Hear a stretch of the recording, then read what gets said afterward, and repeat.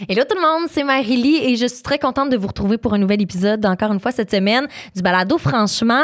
Cette semaine, l'épisode est commandité par Eros et compagnie, donc le code Franchement15 est toujours valide. Vous pouvez l'utiliser pour vos prochaines commandes en ligne au erosetcompagnie.com. Cette semaine, j'ai un très bel épisode que je vous présente. J'aime pas mal tous mes épisodes, mais j'ai vraiment une belle conversation aujourd'hui avec Massi Mayou et Michel Furtado. Leur nom vous dit clairement quelque chose. Massi Mayou, on l'a entre autres connu sur Facebook il y a quand même plus que 10 ans, donc avec des petites vidéos humoristiques, des personnages et tout. Et Michel Furtado, même chose, mais elle, ça a été pendant la pandémie, donc en 2020, elle s'est inscrite sur TikTok et on peut voir ses sketchs, ses personnages, on peut voir ses chansons traduite aussi. Bref, les deux ont quelque chose en commun, justement. Ben, c'est l'humour sur Internet. Puis c'est de ça qu'on a jasé aujourd'hui au balado. Ça a été une super belle conversation. Puis j'espère que vous allez aimer l'épisode autant que moi. Si jamais c'est pas encore fait, vous pouvez vous abonner aux différents comptes du balado sur YouTube, Instagram, TikTok. Aimer, commenter aussi. Ça me fait toujours plaisir de voir que vous interagissez avec le contenu. Et là, ben, j'ai assez parlé. Je vous laisse sur la conversation que j'ai eue avec Michel et Massi. Bonne écoute!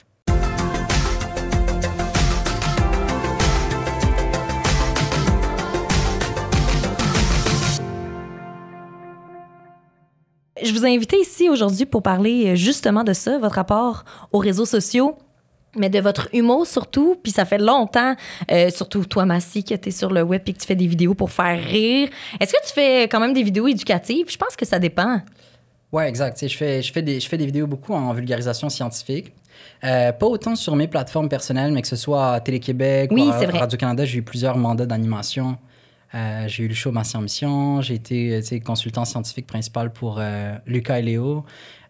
J'ai animé le guide de survie des débrouillards. Vous connaissez les débrouillards? Oui. Vous avez grandi avec les débrouillards? Absolument. C'est ça, j'ai fait aussi le guide de survie des débrouillards avec ma co-animatrice Raphaël de Rome. Donc, la science, c'est beaucoup plus dans les médias traditionnels, mais je l'intègre de plus en plus. Oui, ben c'est ça, de plus en plus, parce que tu as fait des études, bon, tout ça en sciences, en génie et tout. Fait que c'est venu plus tard un peu quand même. D'incorporer cet élément-là à ton contenu. Parce qu'avant, mettons, en 2014 peut-être, tes vidéos avec Juliane et Gontran. C'est ça son nom? Gontran, toi. Gontran? Oui, ben. Trop coup de pelle. Ouais.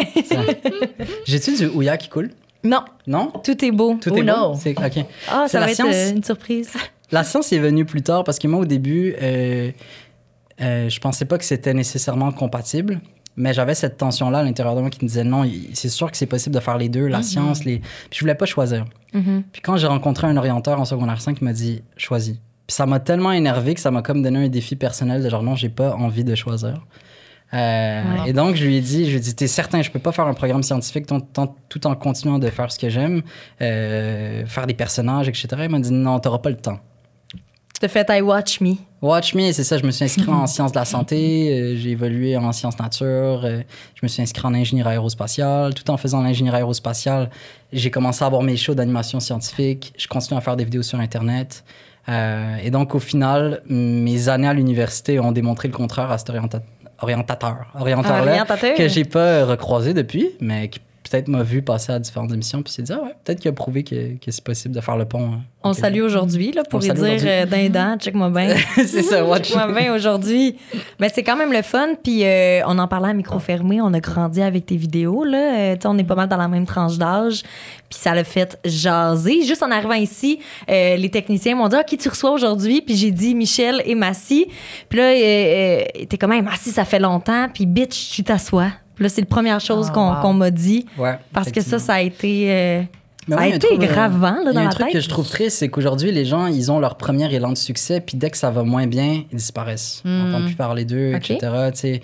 Vous le remarqueriez, il y a des gens, ils commencent à faire des vidéos, ils s'amusent, tout ça, puis ils voient que leur chiffre descend, puis après, tout d'un coup, il est passé où? Ouais. C'est vraiment dommage, parce que quand tu es vraiment passionné par ça, moi, j'ai commencé il y a littéralement 11 ans. Ça a vraiment fonctionné à partir de 2015 avec Biche Sassois justement et tout. Mais après, dès 2017, j'ai eu mon premier down de comme je suis plus le sujet du moment.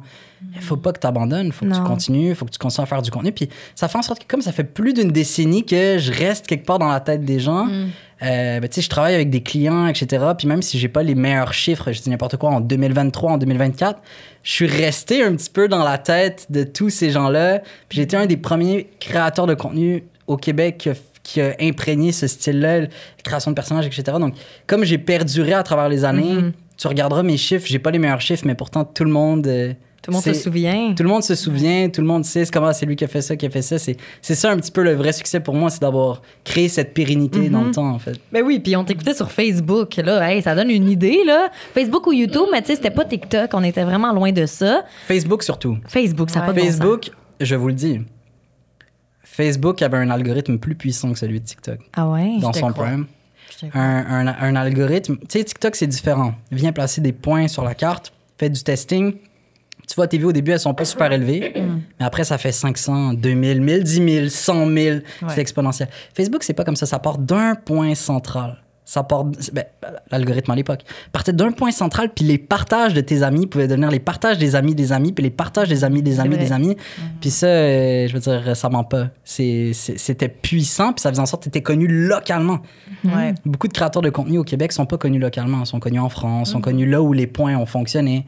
Puis, tu sais, ils sont rendus à 300 000 abonnés, mais ils marchent dans la rue au Québec, on les reconnaît pas nécessairement. Absolument. Mais Facebook, c'est ça que ça m'a donné comme pouvoir, c'est de rejoindre les Québécois. C'est ça que ça m'a donné comme c'est quand même fou, là. Puis aujourd'hui, je pense que TikTok devient de plus en plus... je pense que toutes les applications comme ça se travaillent, là. Puis, tu sais, ils améliorent leur algorithme. Toi, Michel, t'es sur TikTok majoritairement. On se voit pas sur Facebook. Non, la création de contenu Facebook, je pense, c'est mort. C'était d'une autre époque. La plateforme meurt. Ben oui. Comment ça a commencé, TikTok, de ton côté? Moi, c'était la pandémie, là, 100%. J'avais plus de job. Avant, je faisais du stand-up. Là, les bars étaient fermés, donc je pouvais pas faire de T'as fait du stand-up? Oui, j'ai fait un programme d'humour à Toronto. Puis là, j'ai fait du stand-up pendant 5 ans. Puis là, je pouvais juste plus rien faire. Donc, j'étais à la maison, j'avais beaucoup de temps libre. TikTok était en train de boomer. Oui, absolument. Puis j'ai dit, ben pourquoi pas essayer de faire des personnages ou des niaiseries là, sur l'application. Puis ça l'a, comme, mon Dieu, ma première vidéo, elle a pop-up. Ta première? Non. Non, quand je pense. J'ai mis quelques-unes qui avaient comme 1000 vues, tu sais, puis à un moment donné, j'ai fait la traduction de « Je suis une sauvage, I'm a savage ». Je m'en rappelle. C'était celle-là que tout le monde taguait Massy dedans, puis t'es comme... C'est cette vidéo-là, ouais, où on avait la même voix. Ouais. Chante-la, la chanson. « Je suis une sauvage ». Je te jure, je peux faire exactement la même voix. Vas-y, j'aimerais ça que tu répètes cette même phrase-là. C'est quoi déjà les paroles? Je suis une sauvage. OK, je fais le premier couplet, puis après, tout embarque. C'est quoi déjà? Ça fait longtemps. Je suis une sauvage, chic, bourgeoise. C'est quoi? J'avais embarqué en beatbox, là. C'était vraiment bon. Mais ça, je la comprends. On invente des chansons, on fait des trucs, on s'en rappelle plus le lendemain. Non. Genre, on l'a fait, on l'envoie à l'univers. C'est moi, les chansons que je faisais en 2015, 2014, jusqu'à 2016, il y a des gens, des fois... Ils me disent, Massy, je suis un fan, chantons-la ensemble. Puis je suis comme, je m'en rappelle plus. C'est quoi les paroles? Même si ça fait des années, là, comment t'es supposé te rappeler de tout. Moi, c'est juste 2020, puis j'ai aucune. Oui, mais après, juste 2020, ça reste que tu fais plein d'autres affaires. Ça fait quand même déjà 4 ans, hein, 2020. Ça passe vite, ça passe. Moi, j'ai l'impression que ça fait comme maximum 1 an et demi, 2 ans, dans ma tête. Là. Moi, c'était hier. Hier. J'exagère, mais c'était hier. Mais tu sais, on en parlait tantôt quand vous êtes arrivés de « Oh my God, ça fait longtemps qu'on est en contact puis qu'on se parle pour essayer de, savoir les trois ensemble dans le studio. » Puis ça passe tellement vite que comme j'aurais pas pu vous booker, mettons, il y a 4 mois. J'étais dans le gros jus, tu sais. Même chose de votre côté aussi. Vous aviez d'autres affaires, en tout cas. La vie va vite. Puis la pandémie, ben je pense que ça a été un trou dans le temps qui a fait en sorte que... c'est flou pour plusieurs, là. Genre, les gens qui ont été sur TikTok, les gens qui ont binge-watché des séries. Je suis vraiment une coupable là-dedans. Il y a beaucoup de gens qui ont l'impression, et je suis d'accord avec eux, que le temps s'est arrêté depuis... Ah, ben oui. Qu'on vit dans une genre de simulation depuis la pandémie. Ben moi, perso, honnêtement, je trouve que ça a recommencé il y a pas si longtemps que ça. Peut-être, mettons, 1 an et demi. Ça a recommencé à être réel un peu. Ouais, mais ça a été long avant que je me rende compte que, OK, ben on est passé à travers le big boom de la pandémie, tu sais. Ouais. Moi, je m'adapte encore, personnellement. Là, je suis pas encore revenue. Je suis pas capable de comme rester trop longtemps assise avec des pantalons boutonnés, comme des affaires vraiment comme ça que, je sais pas, socialiser, même aller dans des 5 à 7, je suis comme, wow, mon Dieu. 2019 tellement. a été la dernière année pour moi là, qui faisait du sens. Depuis, ça fait pas de sens, c'est amusant, mais ça fait pas de sens. Pourquoi ça fait pas de sens? C'est difficile à expliquer. J'ai juste l'impression qu'en 2019, on était dans un flow de comme, tu sais, moi j'étudiais en ingénierie, puis tu sais, les études sont les études, j'étais dans mon rythme. Puis là, le temps a arrêté littéralement dès le 13 mars, c'est bien ça, 2020. Ouais. on dirait que la vie s'est juste arrêtée. Puis depuis, on est plus dans un flow un peu étrange de... Tu sais, moi, comme ça tombait pendant des études ultra importantes, mais même quand j'ai terminé mes études, j'avais pas l'impression que c'était 100% fini parce que on était encore en confinement. Fait que dans ma tête, j'étais encore dans le rythme de la pandémie. Non, depuis, j'ai l'impression que... Mais j'adore ça, je vous cacherai pas. J'adore ce nouveau rythme de vie un peu étrange.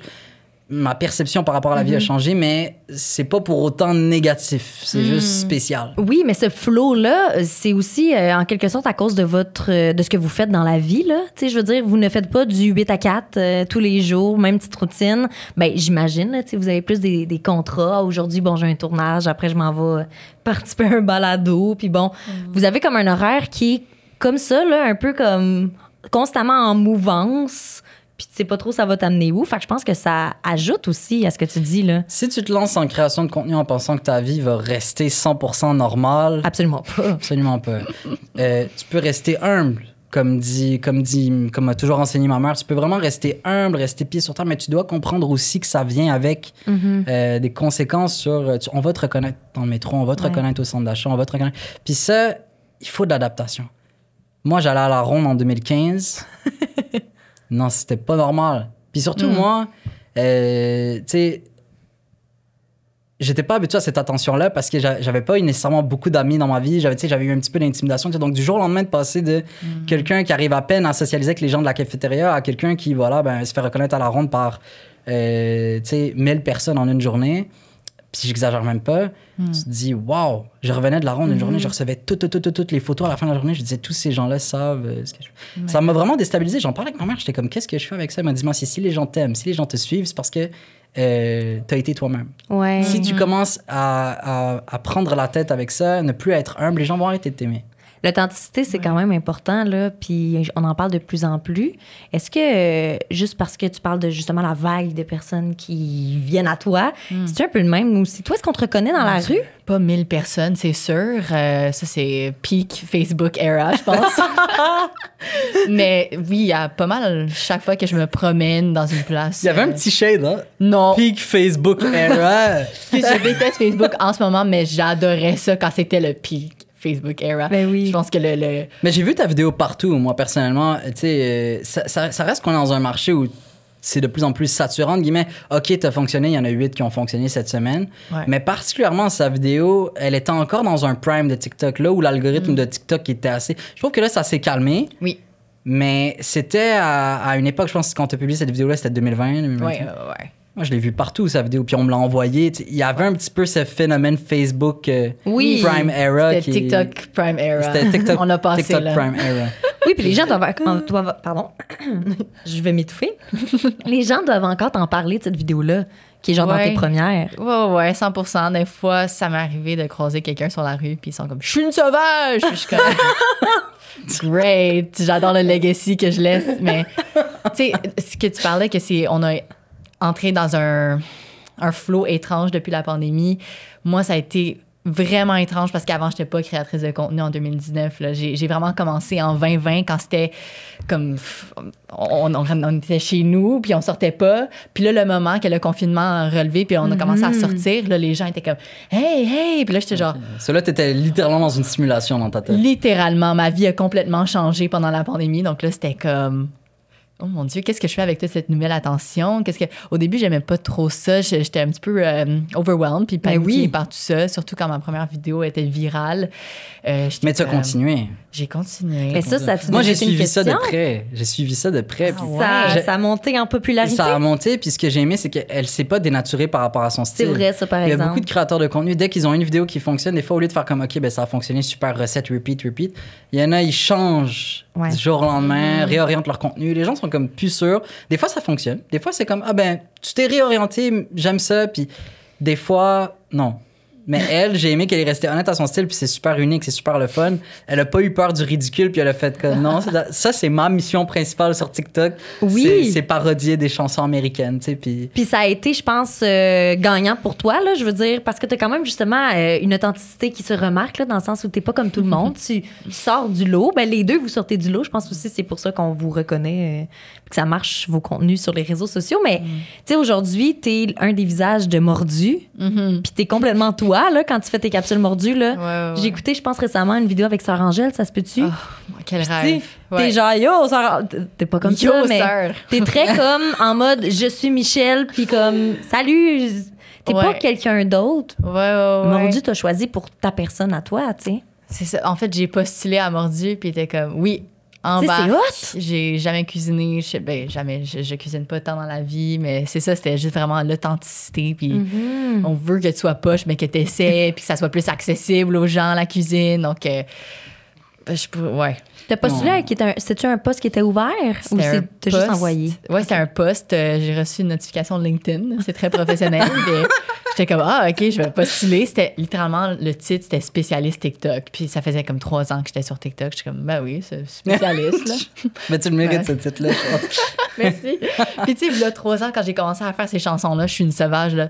La dernière place que je m'attendais à finir, c'est Radio Cannes. Tu sais, comme, jamais dans ma vie, j'aurais imaginé. Même, c'est même pas un poste qui existait. Ouais. Period. Tu sais, spécialiste TikTok, genre, ça a été créé, je pense, je fais l'histoire avec ce poste-là. Là. Maintenant, ça pop de plus en plus, mais j'étais la première à voir ça. Ben, tu vas trouver ça drôle quand ça faisait vraiment pas longtemps qu'on était dans le prime TikTok era. Il y a un client qui voulait que je sois expert TikTok sur un plateau de tournage. OK. Et moi, j'étais comme, oh, très cool. J'arrive sur le plateau, puis là, il y a une comédienne, elle me dit, toi, dans le fond, qu'est-ce que tu fais sur le plateau? Je suis consultant TikTok. Arrête, Elle est partie à rire. Mais je sais pas si ça m'a blessé, mais elle est restée à rire pendant un bon 5 minutes. Oh, c'est cute. Oh. Là, j'étais comme... pas le c'est cute. Arrête. Fait que, tu sais, ça, c'est un truc qu'il faut comprendre.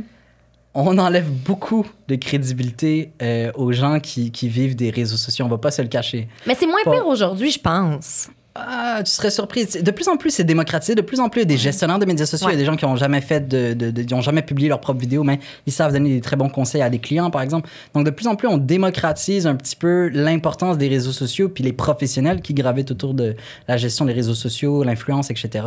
Mais encore, ça peut arriver.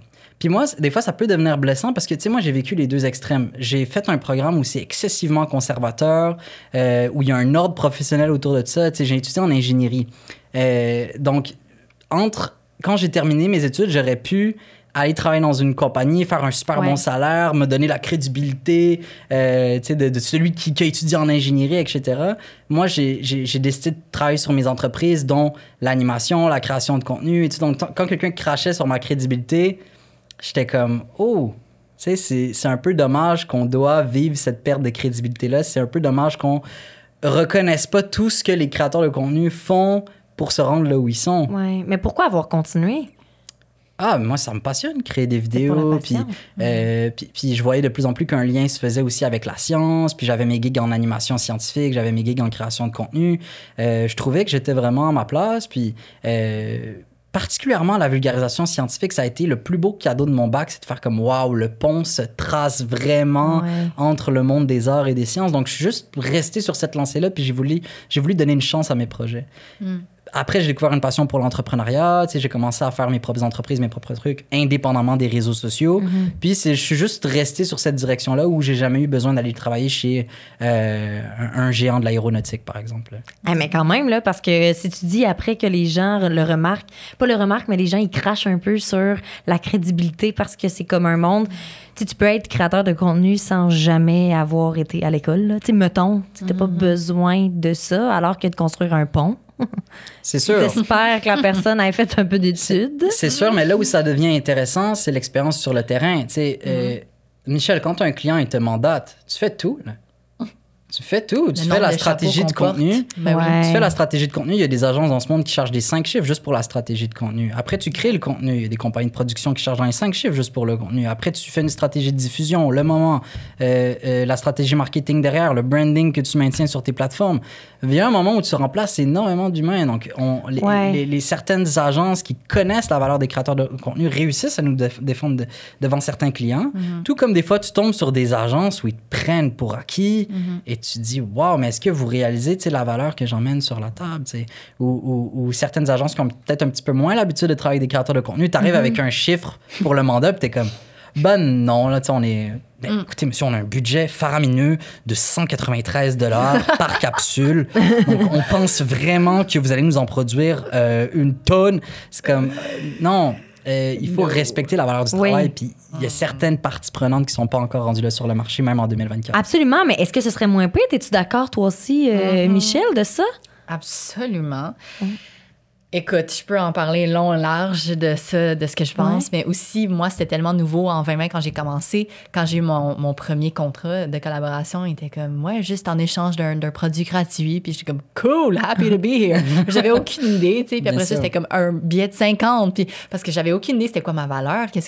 Mais là, maintenant, après des années, je suis productrice, je suis actrice, je suis scénariste. Et là, toutes les affaires de stratégie, tu sais, la diffusion, tout ça, je suis comme, Ouais. On remplace, tu sais, les pubs là, à la télé, ça coûte comme des milliers de dollars. Ben oui. Puis nous, c'est ça, 193 par capsule, produis-nous-en, tu sais, 15. Genre, ils comprennent pas l'effort, le travail. Moi, il y a des créateurs de contenu qu'on a déjà eu des discussions ensemble, ils m'ont demandé des conseils en négociation. Ouais. Ben absolument. Ils disaient, Massi, j'arrive pas à monter mes chiffres, puis j'arrive pas à faire valoir ma valeur, puis j'ai dit, regarde. Puis je leur donnais des plans de négociation. Puis là, ils me revenaient, ils étaient comme, t'as raison. Il faut que tu connaisses tes clauses. Il faut que tu saches de quoi tu parles. Parce que la création de contenu, peut-être ça paraît pas, mais en 2024, encore une fois, c'est pas démocratisé à 100%. Il faut que tu puisses éduquer les clients puis fixer une valeur. La seule affaire qui est dommage, c'est que si d'autres créateurs de contenu négocient pas bien, ben là, ça affecte la valeur de tes livrables à toi aussi sur le marché. Oui, puis là, tu peux perdre un contrat. Tu peux perdre un contrat. Tu sais, moi, il y a même pas longtemps, j'ai eu un client, je leur ai fait une offre très raisonnable pour de l'animation puis de la promotion sur les réseaux sociaux. Puis ils me sont revenus une semaine après, ils m'ont dit « Ah, Massi, quelqu'un nous a fait une meilleure proposition. J'ai dit « Good. » Parfait. Pour votre événement scientifique, y a-tu un background en sciences? Non. Good. Y-tu fait de l'ingénierie aérospatiale? Y a-tu un background pour vulgariser vos différents messages clés? Non, il pourrait se débrouiller. Good. Okay. C'est pas grave, vas-y avec lui. Moi, au bout d'un moment... Fais ton choix, ben oui. Fais ton choix. Moi, au bout d'un moment, je peux juste comme défendre ma valeur, réussir à la négocier au maximum, mais d'accepter tous les mandats, ça peut devenir une menace pour tes activités, puis ça peut vraiment t'emmener à réduire ta valeur, là, puis ton équité sur le marché dans le temps. Il faut garder ça en tête parce que c'est pas facile. On parle de négociation, mais c'est pas facile de négocier. Là. On s'entend. Là. Moi, j'adore négocier personnellement. Michel, quand tu veux. Non, t'es déjà dans une agence, c'est vrai. Je suis dans une agence. Bref. Pas besoin de tes services. Pas, mais j'adore. Moi, c'est quelque chose qui me passionne. C'est pas le cas de tout le monde. Non, ben vraiment, puis c'est pas tout le monde qui est bon. C'est pour ça que je recommande à des créateurs de contenu souvent d'être bien représentés dans cet univers-là. Puis c'est une industrie qui peut être vraiment difficile. Je veux revenir un peu, OK, sur l'histoire de, votre début. Là, je vous ai demandé comment ça a commencé et tout. Est-ce que ça a toujours été dans votre tête, sans nécessairement se dire, je vais faire des vidéos sur Internet, mais tu sais, de se dire, moi, je me trouve drôle quand même, j'aime écrire des affaires drôles. Ça partit d'où cette petite étincelle-là? Tu sais, entre autres, toi, Michel, t'es allé étudier dans un programme plus en humour. Ça faisait-tu longtemps que c'était sur la table ou c'était vraiment, je sais pas quoi faire, je m'en vais là? Tu sais, est-ce que cette étincelle-là, elle existait depuis longtemps? Moi, c'est un mélange des deux, de je sais pas quoi faire, puis je pense que je suis drôle un petit peu. OK. Donc, on va faire quelque chose avec ça. Parce que pendant des années, j'étais comme, je veux être actrice, comédienne, mais l'humour, ça m'appelait vraiment. J'ai toujours été passionnée par les humoristes au Québec. C'est comme des rockstars. C'est pas pour ça que je me suis lancée, mais j'allais tout le temps dans des shows, puis j'étais juste l'amie drôle là, dans mon groupe d'amis. Puis j'étais comme, je sais pas quoi faire. On va aller explorer ça. T'aurais-tu pensé à être où t'es aujourd'hui? Non, jamais. Absolument pas. Non, c'est comme quand même deux mondes différents, là. Est-ce que des fois, il y a des choses que tu ferais différemment? Non, je regrette rien. Je suis vraiment dans la lignée de, tu sais, ça m'a mené où je suis. No regrets. Je suis contente avec ça. Mais, c'est parfait, ça. Ouais. Puis, y a-tu des affaires que on dirait, là, je te shoot des questions, mais c'est juste parce que, avant que j'oublie, y a-tu des affaires que tu voudrais absolument faire dans, mettons, les 2-3 prochaines années? Mon Dieu, le grand rêve, ça serait d'être comédienne, rôle premier, admettons, dans une série d'humour. Ça serait comme the dream. Ouais. Moi, j'adore faire des personnages, puis c'est pour ça que j'ai toujours aimé le contenu de Massi, comme les personnages vraiment flyés. Tu sais, SNL, c'est genre le plus grand rêve, admettons, de faire genre des sketchs, puis tout ça. Un genre de bye-bye, là, tu sais. Ouais, exactement. OK. On garde ça en note si jamais il y a des gens qui nous écoutent qui cherchent un nouveau visage. Écoute, Michel.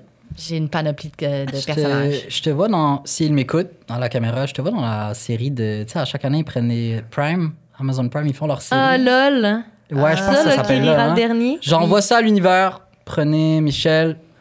On fait du manifesting. Comme ça, le rêve se réalise cette année même. Je prends 10%. Toi, Mathilde, l'étincelle, est-ce que quand tu étais plus jeune, tu créais des personnages dans ta cour avec tes amis? T'écrivais-tu? Ça, c'est pas moi qui le dis, c'est ma soeur. J'étais pas drôle au début. Au début? Sur Internet. Elle me voyait faire des tests, puis elle était comme non. Mais il y a un truc. J'étais très drôle en vrai. J'étais excessivement drôle en vrai. Il y a comme une adaptation que tu dois faire entre le monde de la scène, de l'improvisation. Moi, je suis un gars qui vient de l'impro. Et Internet. Parce qu'Internet, c'est différent. Tu joues avec le timing de la caméra, du montage, les petits silences, la face du personnage. Alors qu'en vrai, c'est plutôt comme l'énergie de la scène, puis comment tu réussis à la mettre dans ta direction. Fait que moi, changer cette philosophie-là en humour, ça a été le premier step. Puis là, on est en 2013. T'as quel âge à ce moment-là? Je venais d'avoir 13 ans. OK. Wow. Ouais, 2013? 14? 2013, Non, mais c'était en 2012 que je te dis, quand je commençais à avoir ce déclic. OK. Je venais d'avoir 13 ans. OK. Puis quand j'ai lancé ma chaîne YouTube, c'est que je commençais à avoir consolidé un petit peu les concepts. J'étais toujours pas drôle selon ma sœur. Moi, je me trouvais quand même correct. Mais là, je commence à publier mes vidéos sur YouTube. Puis c'est ça, je venais d'avoir 14 ans. OK. J'ai lancé ma chaîne le 21 février 2013. OK, Ouais. donc elle a eu 11 ans là, pas si longtemps que ça. Exactement. Fait que quand j'ai commencé, il y avait encore un petit peu d'adaptation à faire. Puis c'est un travail que je faisais déjà depuis 2012. Je comprenais pas. Je suis drôle en vrai, mais je fais des tests dans ma chambre. Puis c'est dégueulasse. Sauf que j'ai rapidement trouvé des techniques au niveau du montage, au niveau des comme je vous disais, des délais, de la face du personnage, du zoom, pour faire comme, OK, c'est pas nécessairement la joke qui est drôle, c'est de l'humour de situation. Internet, c'est vraiment de l'humour de situation. Puis même que, je me permets de dire, il y a même des humoristes aujourd'hui qui sont très drôles, là, qui ont des bonnes blagues, mais qu'ils sont reconnus. Vraiment, tu vas les voir en show, là, un spectacle live, puis ils sont reconnus pour leur face, leur mimique, plus que leur texte écrit. Exact. Mais en fait, le meilleur exemple que j'ai pour vous, moi, quelqu'un en vrai me dit, peux-tu me jouer ta vidéo? C'est quoi ça? Oui, tu sors ton sel. C'est ça. Comment ça jouer? C'est littéralement ça. Il y a déjà des gens qui m'ont dit, il y a déjà des gens qui m'ont dit, ah, peux-tu m'imiter Gontran en vrai? Tu vas trouver ça drôle, mais c'est malaisant. C'est malaisant. Il y a déjà vraiment, ils me l'ont obligé. Puis ma mère m'a toujours dit, chaque fois qu'un abonné te demande quelque chose, tu le fais. Comme, déçois pas les gens parce que c'est la dernière perception. Fait que j'étais comme. Cauchemar! J'étais comme, m'a donné 2-3 coups de pelle. Là, il était comme.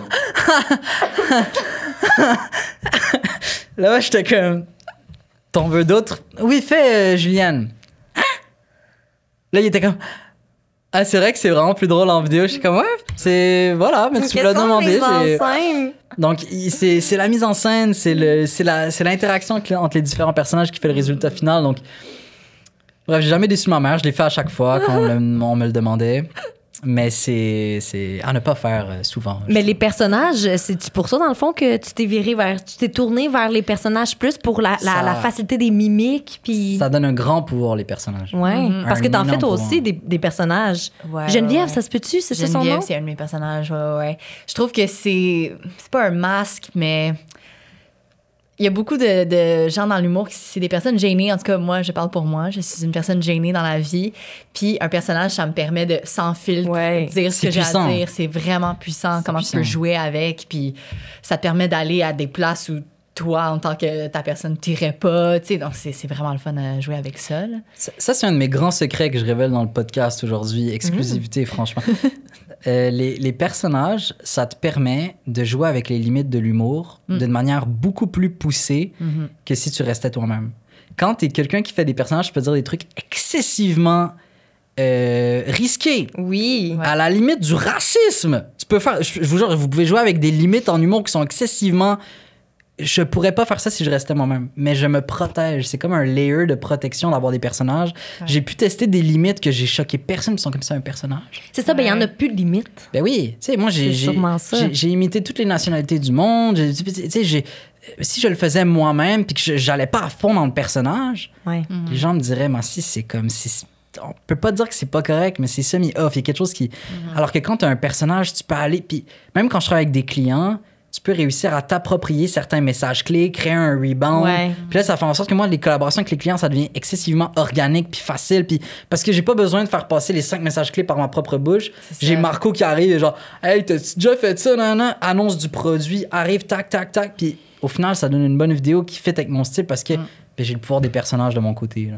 Et oui, tu les abonnes scients, là. Tant qu'à les avoir, vous les avez créés, on va les utiliser au max. Exact. Puis est-ce que, tu fais plus de stand-up que Massy, entre autres, mais est-ce que si vous aviez à faire un personnage sur la scène, en prendriez-vous un qui existe déjà de votre gamme ou vous en feriez un nouveau? Ben moi, Geneviève est née sur la scène. Ah ouais? Ouais, elle est née pendant que je faisais du stand-up à Toronto. Puis elle aime vraiment ça, rire des Québécois. Puis j'étais comme, tu sais quoi, je vais embarquer.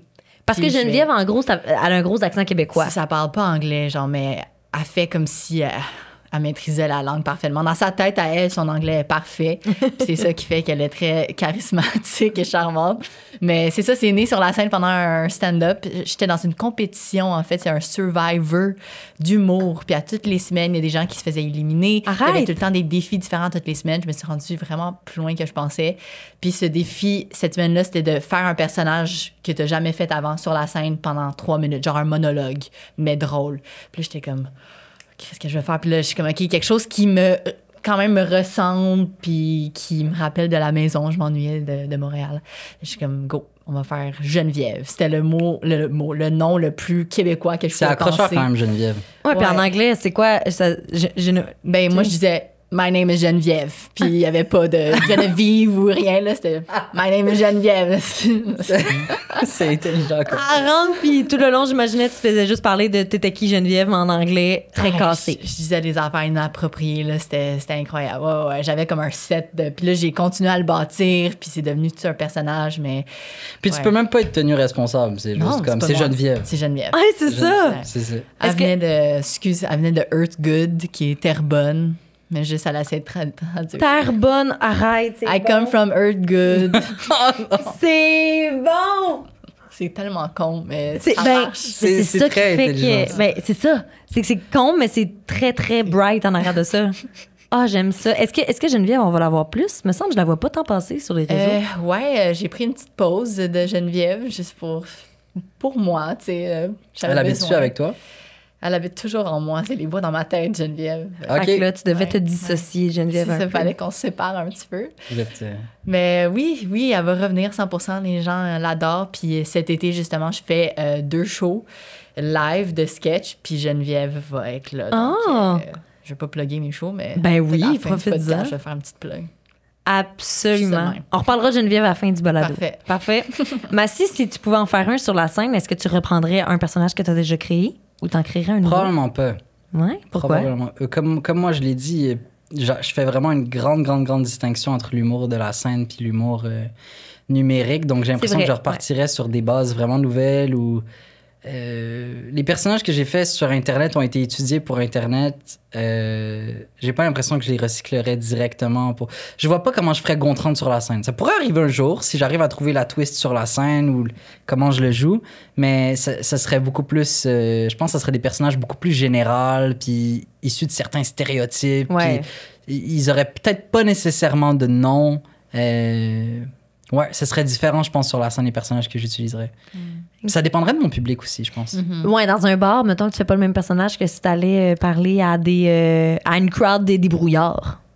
Définitivement. Ce serait étrange un petit peu quand même. T'as avec le même personnage un peu Soulon, ça serait quand même bon. Ouais, ben je vais y penser, je vais parler à l'équipe, puis je te reviens. Si t'as besoin de brainstorm, écoute, tu m'enverras un courriel. Je lui enverrai un courriel. Je suis disponible.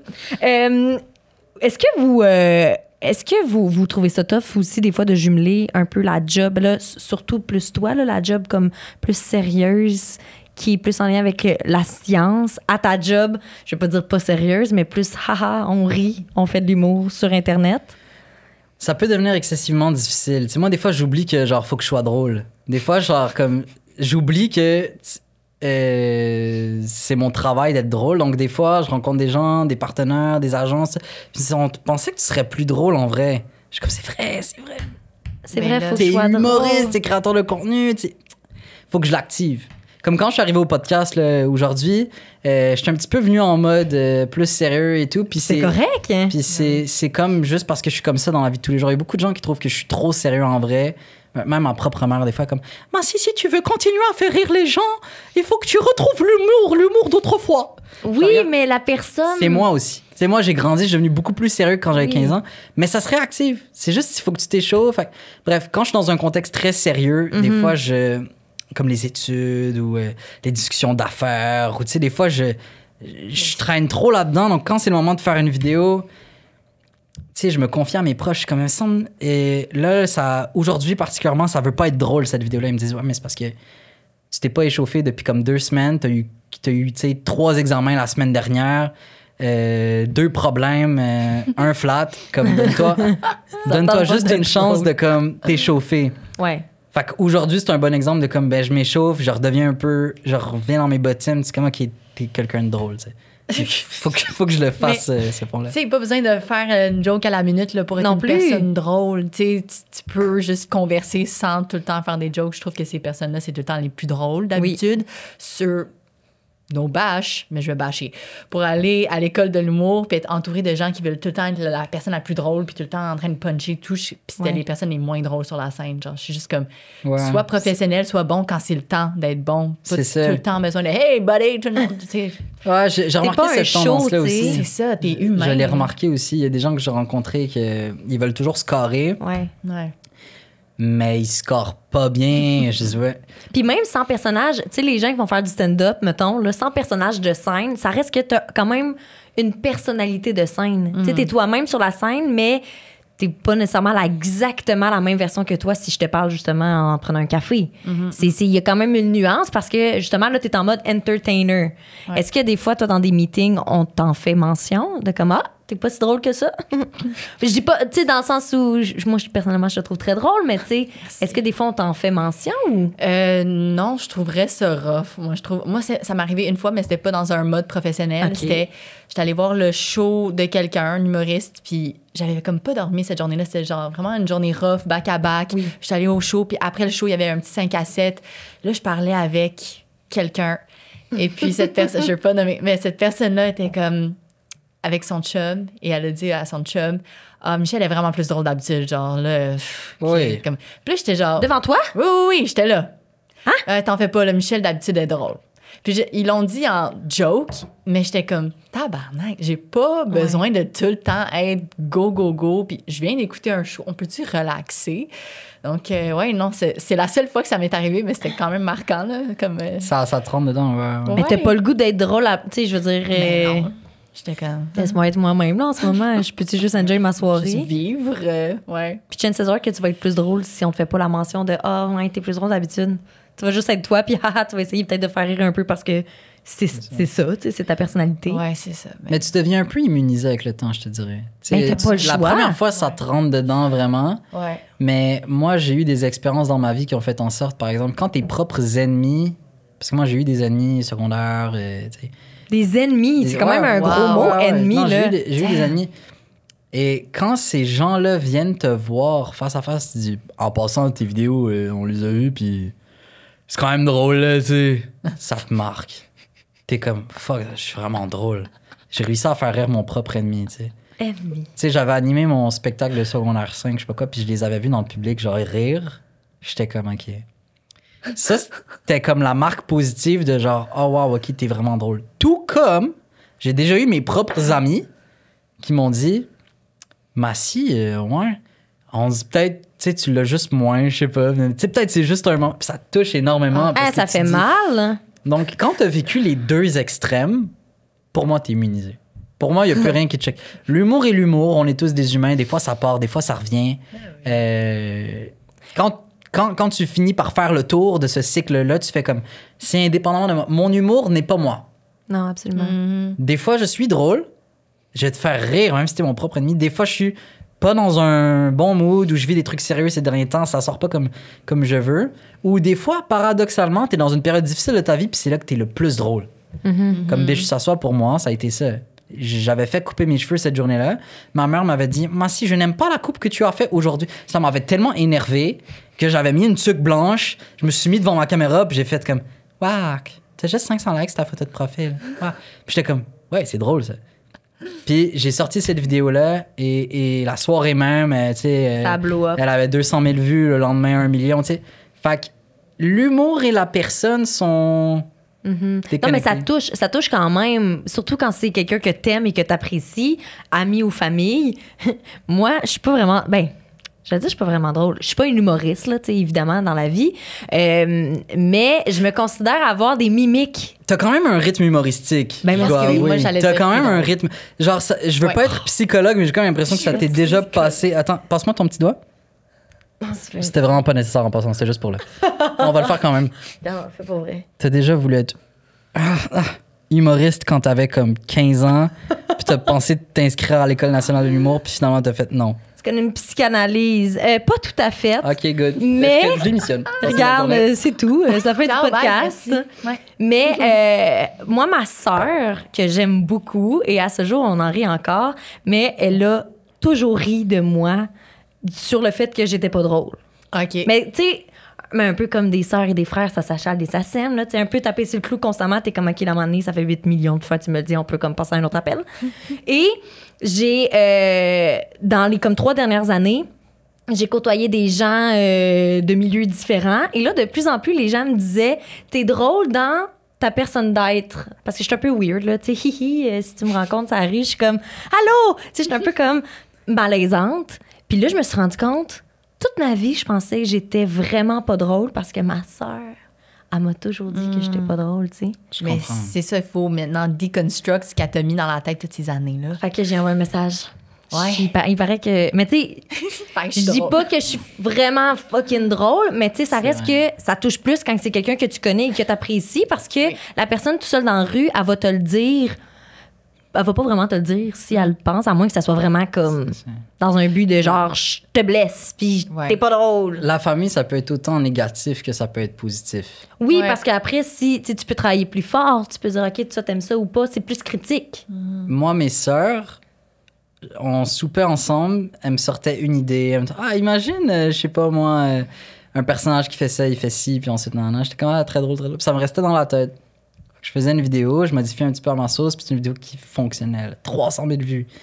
Mes sœurs étaient comme, OK, mais c'est mon idée. Un petit peu mon idée, là.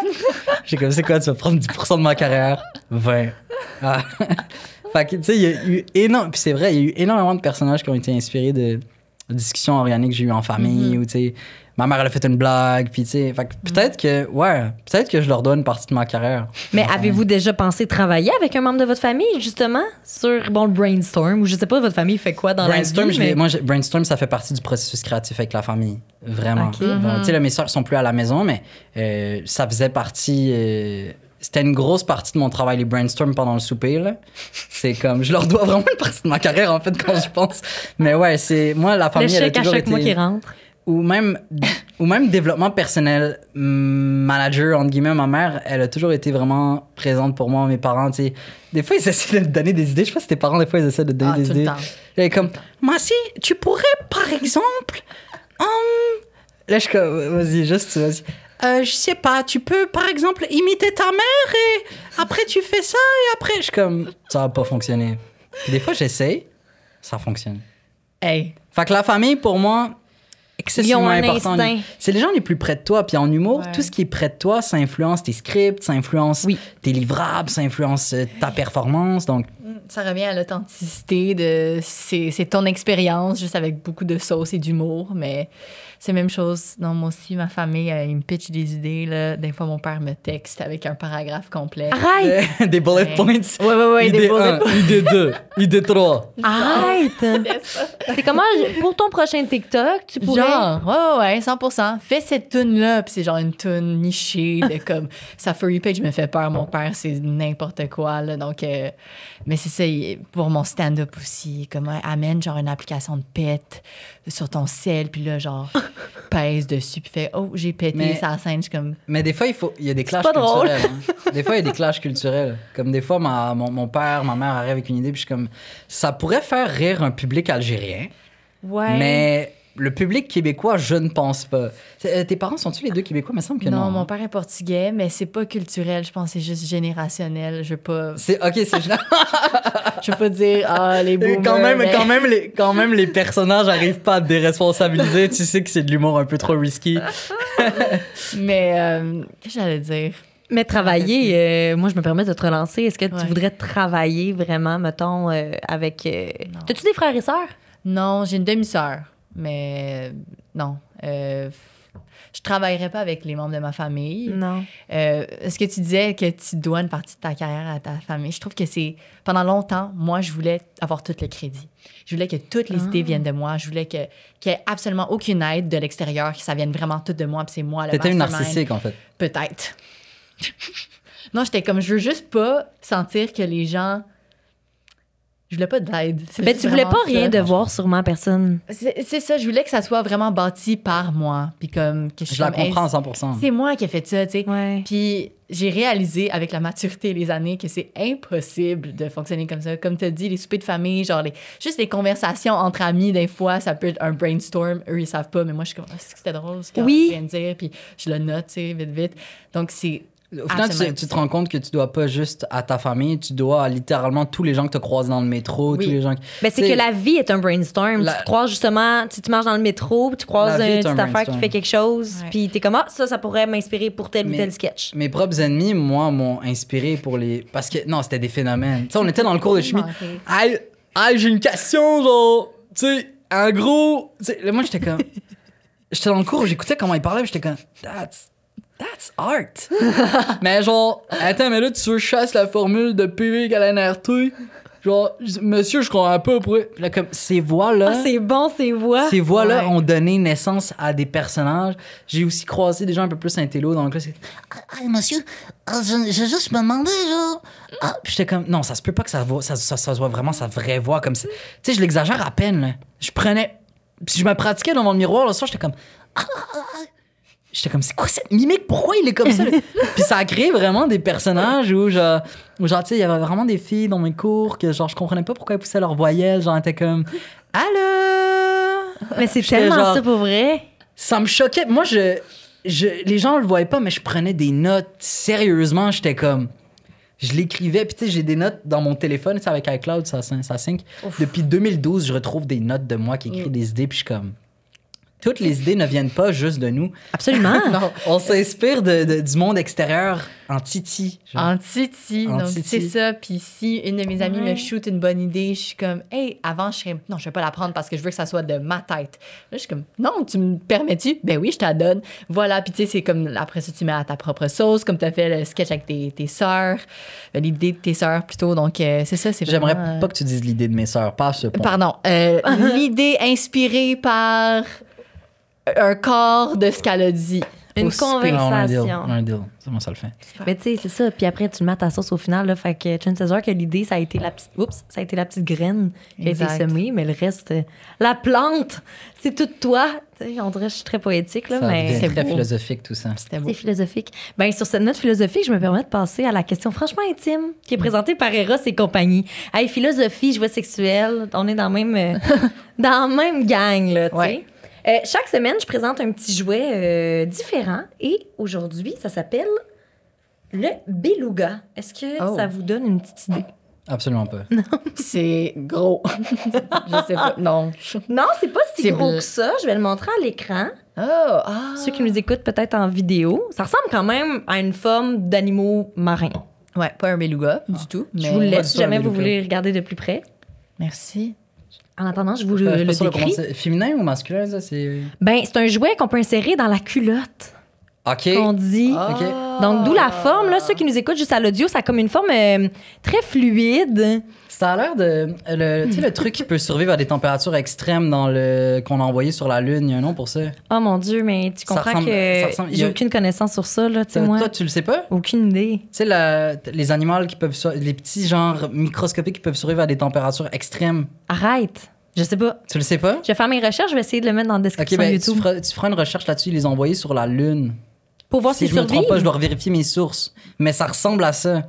T'enverras ça à Eros et compagnie. Ils pourront renommer le truc. Là, ils appellent ça le beluga, ils l'appelleront le... le nom de cette Le nom de ce affaire-là. truc-là que je me rappelle pas, je t'enverrai le lien par courriel. J'aimerais vraiment, par courriel, hey, on va se faire des correspondances. J'aimerais ça. Mais le beluga, ben, pour finir, on peut mettre ça dans la culotte, entre autres. Je vais le laisser dans le milieu, je me rends pas au milieu de la table. Ça fait une genre de culotte vibrante, puis il y a même une petite télécommande, fait que ça peut être sa partenaire qui contrôle à notre place. Cool. Fait que ça peut être assez cool. Un de vous pourrez partir avec, à la fin de l'émission, vous vous battrez. Yes! Là. Là, on se bat. À suivre pour le beluga. Je veux savoir, est-ce que, on parlait tantôt, bon, Facebook, TikTok, Facebook qui est beaucoup moins à la mode aujourd'hui qu'avant, est-ce que vous ressentez une pression de vous renouveler tout le temps par peur de ne pas pouvoir continuer à faire ce métier-là longtemps? Cette pression-là, est-ce qu'elle existe pour de vrai? Oui, puis c'est pour ça que j'admire autant Massy, parce que ça fait plus de 10 ans qu'il fait ça, puis il y a quand même une grande pression, moi, je trouve, personnellement, avec la création de contenu. Là, comme il a dit, j'ai fait le même concept pendant longtemps, puis je le fais encore un petit peu, mais des fois, tu tannes aussi, là, t'as le goût de changement, puis t'as le goût de faire quelque chose d'autre aussi. L'audience, à un moment donné, quand ça fait 15 000 vidéos de traduction que tu fais, ils sont comme... Cool, what next? Oui, c'est comme, mais pas abusé, mais à un moment donné, on est prêt à avoir autre chose. Hein? C'est ça. Ouais. Donc, moi, je dis que oui, je suis aussi une personne qui me met extrêmement de pression dans la vie en général. Donc là, en plus, avec des gens qui écoutent, des centaines de milliers de gens qui écoutent, je suis comme, OK, c'est quoi la prochaine bonne idée là, de génie? Puis, ouais, moi, ça vient me chercher quand même. Puis des fois, je prends des petits breaks. Je veux jamais disparaître complètement parce que j'ai tellement bâti puis fait de choses pour arriver où je suis maintenant. Je serais comme ça serait tellement... Félicitations en passant. Ah, merci. What a hustler. J'essaie. Des fois, je me sens pas comme une hustler. Là. Des fois, je suis comme, oh, ça va mal, j'ai le goût de lâcher. Mais là, je suis comme, non, tu peux pas lâcher. Genre, t'as bâti quelque chose de vraiment quand même grand. Là, puis je peux pas juste délaisser ça. Mais y a-tu un moment que t'as fait comme, OK, je pense que c'est ma fin? Ou pas encore? Non, jamais que j'étais comme it's over for me. Genre, j'étais tout le temps, il faut que je retourne, il faut que je continue. Donc, des petits hiatus de comme quelques semaines, une petite pause. Oui, puis comme tout dans la vie, là aussi. Après, ce genre de métier-là, on en parle souvent, là, mais on sous-estime tout le travail derrière ça, derrière, mettons, une vidéo. Mais tout ça, là, ça part de, mettons, ta tête, là, tu sais. Fait que là, qui est l'idée. Après, il faut que tu l'écrives ou que, peu importe, tu la déclines comment, mais tu sais, il faut que tu la prépares. Après, il faut que tu la montres, mais il faut que tu la montres d'une certaine manière. Puis après, tu sais, c'est que t'es tout seul, là. T'es pas accompagné nécessairement de 40 personnes en arrière. Non, c'est ça. Une personne écrit le texte, l'autre personne filme, l'autre personne joue, l'autre, tu sais, c'est tout toi, là. Les chapeaux, on revient aux chapeaux de tantôt. Exact. Puis je me doute beaucoup aussi dans la vie. Je suis comme, est-ce que c'est bon? Est-ce qu'ils vont aimer ça? Puis, des fois, il faut juste que je fasse publier, puis that's it. Puis on verra si ça fonctionne pas, ça fonctionne pas. J'ai quand même fait ce deuil, je pense, avec l'expérience, parce que la première année, là, c'était rough. J'avais tellement peur. J'étais comme, OK, mon Dieu, est-ce qu'ils vont aimer ça? Est-ce qu'ils vont aimer? Là, je suis comme, tiens, toi, moi, j'aime ça. J'espère qu'ils vont l'aimer aussi. Puis... Un peu comme le sujet tout à l'heure, tu deviens immunisé par rapport à ce que les gens vont en penser. T'as pas le choix. Ouais. Pour répondre directement à ta question, je dirais qu'il y a deux dimensions à analyser. Premièrement, le contenu et la forme. Tu sais, moi, j'ai pas eu tant besoin de changer mon style à travers les années, que ce soit TikTok, Instagram, Facebook. Je devais juste modifier un petit peu la forme, la durée. Oui. Est-ce que c'est une vidéo verticale, horizontale?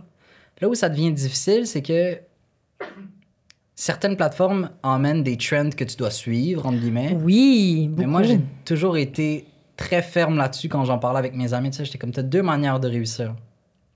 Soit tu suis les trends, soit tu crées tes trends. Puis moi, j'ai toujours préféré créer mes trends. Tu sais, juste à soi, ça dépend pas de Facebook, ni de TikTok, ni d'Instagram.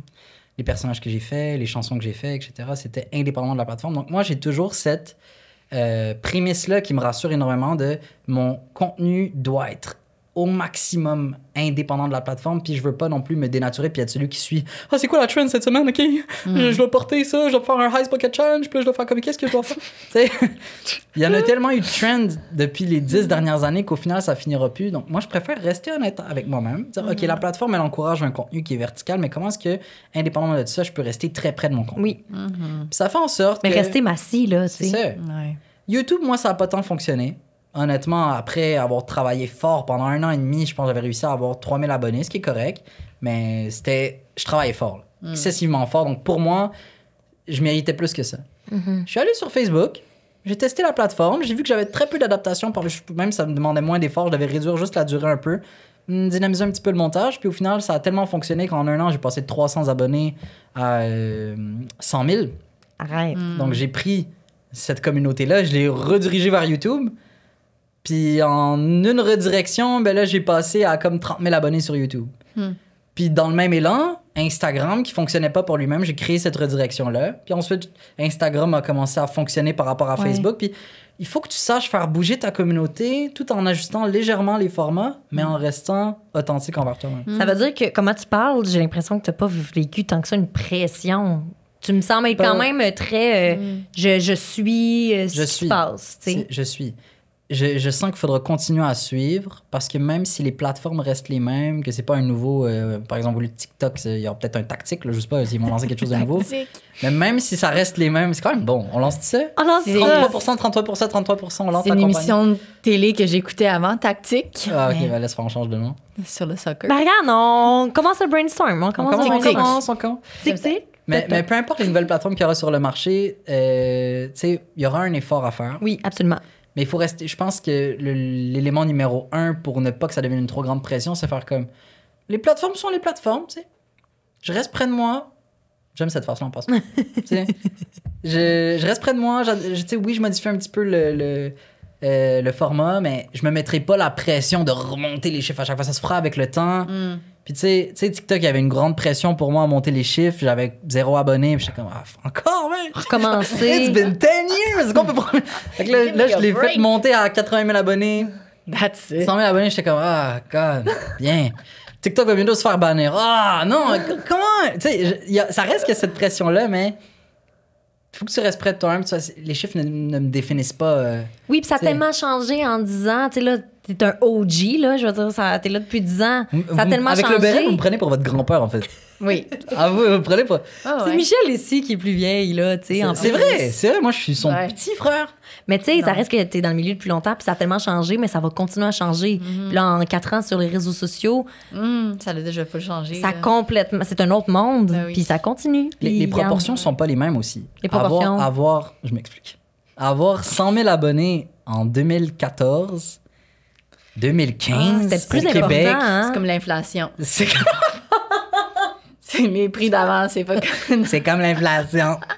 Geneviève.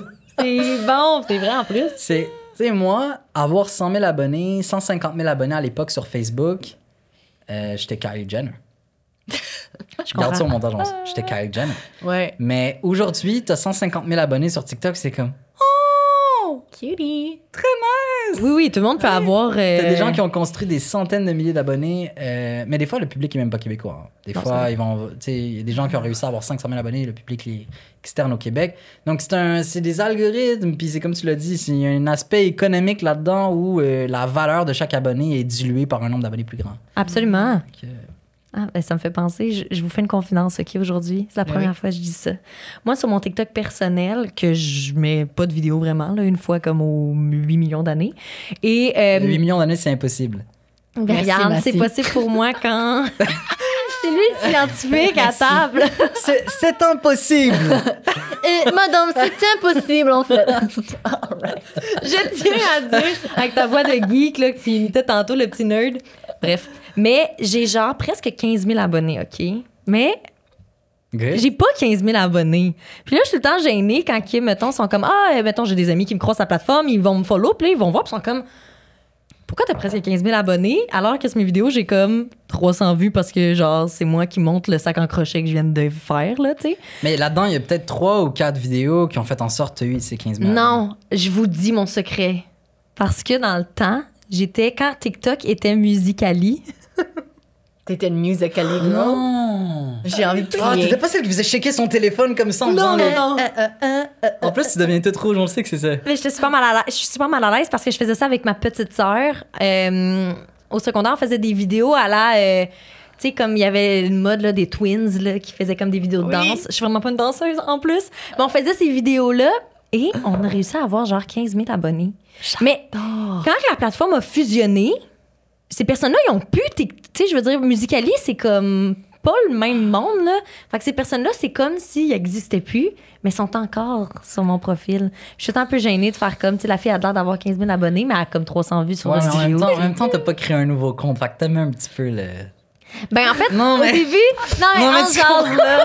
Tu comprends pas, c'est pas moi, c'est l'époque. Ah, mais comment ça? Ok, c'est toi ici. Je vais vous le dire, là, si vous insistez. C'est vrai que j'aurais pu me créer un autre compte, mais regarde, je voulais avoir 15 000 Non, abonnés. sois fier. T'as 15 000 Mais- flex. Sois fier, bien Let's sûr. go. Non, mais en tout cas, c'est bien drôle. Fait que c'est la première fois que je Mais le dis. Musical.ly, c'est le truc que je suis content de pas avoir embarqué dans la mode. C'était en même temps que c'était juste après Vine, hein? Moi, Vine, ouais. Musical.ly, soit j'étais dans le coma ces années-là, mais je me rappelle que j'y ai pas cru, puis je l'ai pas fait. Hey, puis- Vine, en plus, vous auriez tellement été bon, là. Vine, c'était ma Moi, passion. j'ai pas embarqué, je vous jure. J'avais le feeling, j'étais comme... Non, j'ai pas mis de temps là-dessus. Je suis resté sur Facebook, Instagram, puis les deux compagnies ont die. C'est parce que j'étais pas sur la plateforme, hein, donc... Ah, voilà. Voilà. Tu l'as gardé en vie. Mais TikTok, je l'ai Musical.ly. senti. Ça m'a pris du temps, mais je l'ai senti. Il y avait plein de créateurs de contenu qui me disaient Merci, tu rates de quoi? Genre, t'auras plus de salaire dans 2 ans. J'étais comme Non, pas vrai. Puis après, j'ai comme vu que la plateforme était pas juste temporaire comme Vine, j'étais comme Non, you gotta put some effort. Oh, yeah. Oh! Oh, yeah. On finit le balado en anglais. Geneviève. J'arrive, avant de j'arrive. sortir. Mais tu regardes mes premières vidéos sur TikTok, puis ça se voit, j'ai pas compris ce qu'il fallait faire. Arrête! Ouais, je tu vais regardes aller mes voir. premières vidéos, puis c'est comme moi qui saute des haies, puis genre. Je pense que j'avais essayé de lancer un nouveau contenu, j'essaie de danser un petit peu. J'étais comme. Puis après, tu te permets de rire de mon Musical.ly. Un peu. Chacun son combat. Oh my Mais c'est après que j'ai compris, non, mais si t'as pas besoin de changer ton contenu, tu fais juste reposter ce que tu mets sur Instagram. Surtout sur TikTok, c'est très personnage en ce moment, sketch. Ouais. Oui. Excuse, non, Mais mais qu'est-ce pas qu'il y a? cascadeur de haies. Genre, tu sais, garde ton contenu T'as vu habituel. comment j'ai essayé de pivoter le contenu? Puis TikTok, ça a été le déclic justement pour me dire ah, mais si t'as rien changé, puis ton contenu fonctionne encore mieux sur cette plateforme-là qui est sur Instagram, Facebook, l'effort, tu sais, sois conservateur. L'effort est très léger pour adapter pour avoir une nouvelle plateforme qui sort demain. T'as pas besoin de faire des miracles Non. pour rester près de toi-même. Puis, Ouais. tu sais, t'as pas besoin de commencer à danser, faire triple backflip, sauter des haies. Puis, tu peux rester près de toi-même puis Sauter réussir des sur une haies. plateforme. Ouais. Sauter des. C'est sûr, je m'en vais voir ça après l'enregistrement. Ah oui, oui. Allez voir. Ouais, je fais ça ça n'a pas tant de vues, hein, Sacha. Ça va être moi puis Marie les vues. Ouais, c'est nous qu'on va ajouter un peu. On va te faire monter ça. On va te mettre 2 likes de plus. Partagez ça. Tu vas Ouais. partager? Ouais, partager? Ouais. Bon, on se calme, là, on verra. Republication. Maintenant, il y a ça Oui, sur TikTok. republication. Je vais la republier pour l'amener dans la For You page des gens. Elle va le faire. Je me permets, le temps file, je me permets de jaser de vos projets qui s'en viennent. Y a-t-il quelque chose qu'on doit rester à l'affût? Là, tu me parlais de petits projets aussi à micro fermé tantôt. Ouais, j'essaie de me plugger tantôt. là. Ouais, Là, c'est le moment. on a le temps de se plugger live. Est-ce que. qu'est-ce qui s'en vient en fait? Je vais pas vous mettre de mots dans la bouche. Qu'est-ce qui s'en vient pour vous? Écoute, moi, c'est une grande été. Je parlais de Geneviève. Le personnage va venir sur la scène. On a fait ce show-là, moi et mon partner de scène, Nir Gozinski, qui est aussi créateur de contenu. Puis il fait des trucs similaires à moi, des personnages franglais. Il y en a un russe. En tout cas, bref, on travaille ensemble. Puis on fait Sure Why Not Tabarnak. Ah, c'est bon. Puis l'année passée, c'était à ZooFest, juste pour rire. Puis cette année, on le fait 2 fois, un à Verdun, un à Longueuil, Mr. Worldwide, le tour. Donc, C'est quand ça? Est-ce que tu as les dates exactes? Oui, le 9 juillet, le 11 juillet. Parfait. On reste à l'affût. J'imagine pour les billets, on peut regarder ça sur ton compte Instagram. Genre. Ouais, pour Longueuil, c'est déjà en vente. Donc, Ok. c'est ça. Longueuil Hey, elle va Fest. loin. Écoutez, Ça se passe. Toi, t'es-tu du coin? T'es-tu à Longueuil, Montréal ou t'es à J'habite. Trois-Rivières? Je viens de Trois-Rivières. Mon Dieu, pourquoi tu dis ça? Ton numéro, quand tu m'as appelé, il était écrit Ah. Trois-Rivières. Quand j'étais non, en- comment J'ai tu l'air sais ça? J'étais J'ai l'air psychopathe, hein? Ah, on se connaît pas, pourquoi tu sais? Je viens de Trois-Rivières, mais j'habite sur l'île maintenant.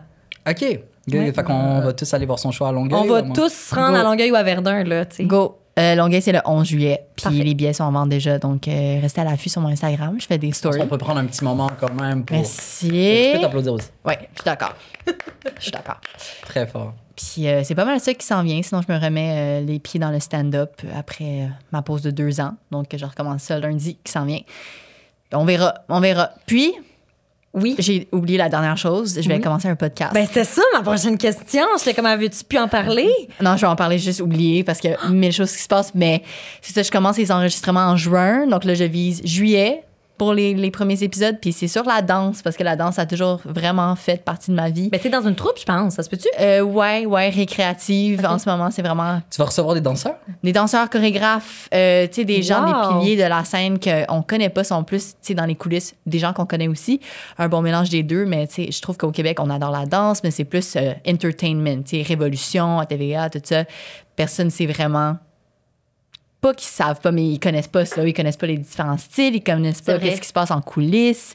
C'est mon moment ou jamais. Je vais te faire une petite danse. Tu me dis si tu m'inviteras à ton podcast. Ceux qui nous écoutent à l'audio, ils se lèvent en ce moment. Oh! Ah, il y a du talent! Wow! On parlait de flow tantôt. Il y a du flow dans le corps. Il a commencé une wave du côté droit. Ça s'est rendu au gauche. Ça me vaut-tu une invitation au podcast? Pour de vrai, on se reparle. Good. Sinon, s'il te manque des gens, ma soeur et moi, Musicali, on peut venir t'en parler. Oui, c'est parfait. Hey, vous deux, là. Vous trois avec la sœur. Ouais. Ça sera un épisode non publié, je le comprends. C'est ça, unlisted sur YouTube. Mais... Ça va être un spécial Patreon. On reste à l'affût. Voilà. OK, ben c'est cool. Puis est-ce qu'on peut avoir un scoop de nom? Peut-être pas. Je sais pas ce que tu sais déjà, ça s'appelle comment? À part Massimayou. En quoi tu dis? À part Massimayou. Ah, tu sais, ben oui. Parce que c'est quand même certain que je me fais inviter. Évidemment. J'adore la confiance que tu as. Donc, ça va s'appeler « Montre-moi tes moves ». Arrête, c'est bon. Pourquoi tu ris? Non. OK, le nom du podcast, comment ça va s'appeler? Oui. OK, je pensais le nom des invités en primeur. OK, fait que ma joke est juste passée à côté de... Ben, je me suis dit, il trouverait ça drôle que le balado à Michel Massimayou. Non. Bonjour, bienvenue à Massimayou. On reçoit des chorégraphes, danseurs. Mais attends, fait qu'il répète le nom, comment ça s'appelle? Montre-moi tes moves. La raison... C'est bien cool. Merci. Hey, la raison pourquoi j'appelle ça, puis ça tisse un petit peu dans ce que tu parlais tantôt de ta mère qui te force à faire tes personnages aux gens. C'est souvent les danseurs, quand on dit qu'on est danseur, sont comme « Ah, ben montre-moi un move! » tu sais. Donc, je trouvais que c'était... C'est bon. Ben, comme j'ai fait il y a 2 secondes. Ouais. Mais tu vas pas te demander à moi de montrer un move. T'as dit « Je te montre mon move ». Je te montre mon move. C'est ça qui n'a pas fonctionné. Regarde, peut-être que j'aurais pu me faire inviter si j'avais été plus patient. Puis... Qui ne tente rien à rien, Massi. C'est le même, ça marche. Mais j'ai très hâte d'écouter ça, Michel. Michel, on dirait... C'est mon nom. Non, je sais, mais comment j'ai dit? J'ai très hâte. Je me sentais comme en entrevue. Les animateurs des années 60. Michel, j'ai très hâte. Très hâte. Normand Marino. Normand Marino. Avec le plug. J'adore ça. Ben merci. Puis t'as-tu autre chose qui s'en viennent pour toi? Ben si on veut te suivre en fait sur les réseaux sociaux. Ouais, Michel 1 Furtado. Parce que mordu, Michel si Furtado c'était pris. Puis mordu. Ben super ça. On reste à l'affût. Yes. Merci. Merci. Ton côté, Massi, qu'est-ce qui s'en vient pour toi? Moi, c'est ça qui est dommage. Pendant qu'il disait son truc, j'étais comme, c'est quoi que j'ai le droit de dire, puis c'est quoi que j'ai le droit de pas dire. Puis j'aurais dû demander avant de venir ici sur les choses que je peux dire. Mais ça s'annonce très bien niveau certains projets d'animation scientifique que j'avais les autres années. Au niveau des renouvellements, il y a peut-être des trucs qui se développent. Fait qu'au niveau de la vulgarisation scientifique, ce n'est pas à l'eau pour 2024. Donc, je suis super content de ça. Moi aussi, j'ai lancé un podcast début 2023. J'ai fait 2 épisodes ou 3 max. C'est tout? C'est tout. Pourquoi? Je l'ai jamais continué. Puis j'ai cette intuition de faire comme peut-être qu'il faudrait que je le remette sur pied parce que ça reste que tu sais mon condo, les affaires, tous les équipements que j'avais achetés, tout ça c'était pour le podcast. Puis genre j'ai pas poussé le concept si loin que ça. Puis c'était quoi ton concept? Ça s'appelait Chez Massy, puis c'est vraiment juste de recevoir des gens chez Massy, de divers domaines, puis de discuter de comme, OK, toi, tu viens du monde des affaires, OK, toi, tu viens du monde des arts, toi, tu viens du monde des... puis finalement, j'ai pas poussé le concept plus loin que ça. Donc, peut-être que 2024 sera l'année où je vais remettre ça sur la table. Vu que, vous lancez des podcasts, ben là, il faut que je restarte le mien. Il faut que tu suives les trends. Puis sur un autre sujet, ben, ça reste que l'année passée, j'ai lancé ma compagnie d'eau vitaminée minéraux. Oui. Fait que cet été, qui dit été, dit drinks, je vais mettre beaucoup d'efforts sur cette compagnie-là. Sans pour autant arrêter de mettre des efforts sur mes vidéos, mais je vous le cacherai pas que c'est une industrie excessivement difficile.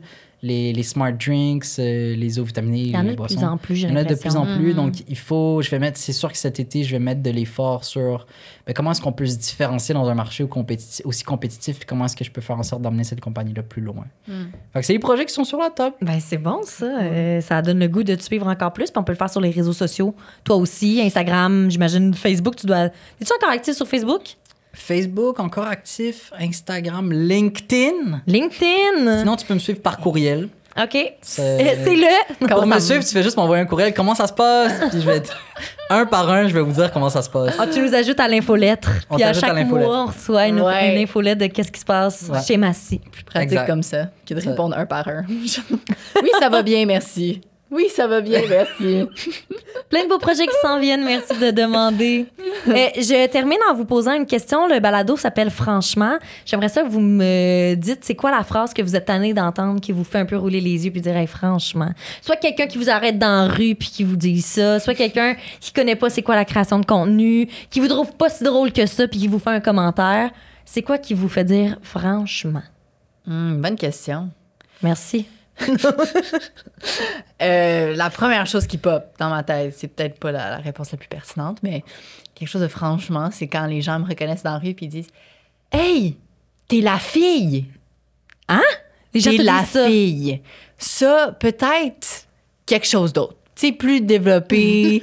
T'as le goût de dire franchement. Franchement. Franchement, La fille, je suis une fille, effectivement. Laquelle? Hein? Donc, franchement, voilà. Fait que ceux peut-être qui ont envie, qui vont te croiser, on évite. T'es la fille. On met plus de descriptifs autour de l'os. Ouais. Au pire, si t'es pas sûr je suis qui, tu sais, juste comme observe-moi de loin, puis c'est correct, mais t'es la fille. Bon. Franchement. Non, j'arrive pas à croire qu'on t'a dit ça. Les gens, Ouais, je comprends pas. Plusieurs fois, surtout. C'est Je ça qui est comprends drôle. T'es la fille, là. Ben, un peu comme tantôt, tu disais quelqu'un qui me crie T'es sauvage! Tu sais, comme. Ouais, ça, c'est Franchement, aussi ordinaire un peu. Non, mais tu sais. Oui, OK, bye. Mais c'est tout le temps le fun quand les gens me reconnaissent. Je suis tout le temps contente, mais t'es la fille avec le doigt de même le pointé dans le visage. Ça, c'est quand même wow. T'es la fille! Oui. Ça me fait penser à mon gars en chimie, ça. T'es la fille. Non, je pourrais pas. Moi, c'est les jeux de mots avec mon nom que je dis franchement. Il y a très peu de temps, je m'attendais pas à ce que les gens fassent encore des jeux de mots avec mon nom. Il y a des gens qui disent pharmacie. Les gens t'arrêtent dans la rue puis ils vont faire, mettons, pharmacie. Ouais, des gens qui me reconnaissent disent Massy comme pharmacie. Oh mon Dieu, ça me. J'en reviens pas que ces gens-là existent. Ouais, Ah fait oui. que là, je suis comme franchement. Là. Petit roulage de yeux à l'envers. Mais il y en a puis- plein. En même temps, tu sais, il y en a quand même plein. On peut brainstorm, là. Pharmacie, je m'assis. Tu t'assis, il s'assit. On continue la conjugaison. Il y en a qui me regardent, sont comme Massy. Bon. Ah. Mon C'est quand Dieu. même triste que ces gens-là, leur plus beau jeu de mots, c'est ça, là. Non, mais trois ans Ça avait tellement pas l'air comme ressenti. C'est vraiment dommage. C'est vraiment dommage que tu vives ça. Je pense que dans ma tête, j'imaginais la personne qui vient te voir puis qui te dit ça. Puis c'est de même, je pense que je le regarderais, genre. Ouais. Mais il y a Ouais. pire aussi. Il y a déjà des gens qui m'ont dit Hey, est-ce que je peux prendre une photo? Puis ça fait pas si longtemps que ça, encore une fois. Puis j'étais comme Ouais, il y a pas de stress. Fait que je m'attendais à ce qu'on fasse un selfie ensemble. Oh! Une Prends photo juste moi. de toi? Puis elle est descendue du bus. Elle est juste partie. De même, wow. Ouais. Là, j'étais comme C'est bien Franchement. malaisant. Ouais. Ben, c'est surtout que cette personne-là peut pas dire j'ai vu Massy, là. C'est comme si elle avait pris cette photo-là sur Mais c'est ça, j'étais comme Facebook, Hey, Internet. t'as le moment, là. It's your moment. Je pense Fait que que c'est je le suis comme, stress franchement. aussi. Des fois, ils sont stressés, ils savent C'est pas. ça, Ils sont juste l'aspect- comme, merci, La fille! c'est la fille. Merci. C'est ça, moi je dis il y a une part de stress aussi. 100%. On excuse toutes les personnes qui vous ont appelé par tous ces oui. noms-là. Puis on les excuse avec le stress. Merci On les d'écouter. excuse. Vous êtes excusés. Vous êtes excusés, mais merci d'avoir accepté l'invitation. De venir me jaser au balado, franchement, justement. J'ai eu une belle conversation, puis ça me donne le goût d'encore plus vous suivre. Ben, je vous suis déjà, là, mais tu sais, on dirait Massy, ça me remet dans le bain de mes années comme du secondaire. Michel, on dirait que je me retourne un peu dans la pandémie. Fait, ben, dans le bon sens, on s'entend? Ouais. Tu sais, dans le sens de J'espère comme bien, ouais. on scrollait vraiment indéfiniment, puis c'était le fun. Je me retrouve dans le confinement et la tristesse quand je pense à toi. La solitude. Ouais, c'est ça. Non, mais bref, merci d'avoir jasé franchement avec moi. Puis pour toutes les personnes qui veulent vous suivre, ben, on peut le faire sur vos comptes respectifs. J'adore ta conclusion, c'est vraiment cool. Merci d'avoir parlé franchement avec moi. Oui. Hey, c'est quand même très bien passé. Je pense qu'on peut applaudir notre Ouais, animatrice. c'est vraiment Ah, merci. Très j'ai fait fort. une Ça l'a bien salutation. bouclé. Très fort. On boucle la boucle parfaitement et je finis en répétant aux gens qui nous écoutent, si jamais vous voulez bénéficier d'un 15 % de rabais sur vos prochaines commandes en ligne, au erosetcompagnie.com, ben, vous pouvez le faire avec le code franchement 15. Donc, un autre franchement qu'on ajoute à ça. Merci d'avoir été là, puis ben, à la prochaine. Merci. Bye! Bye.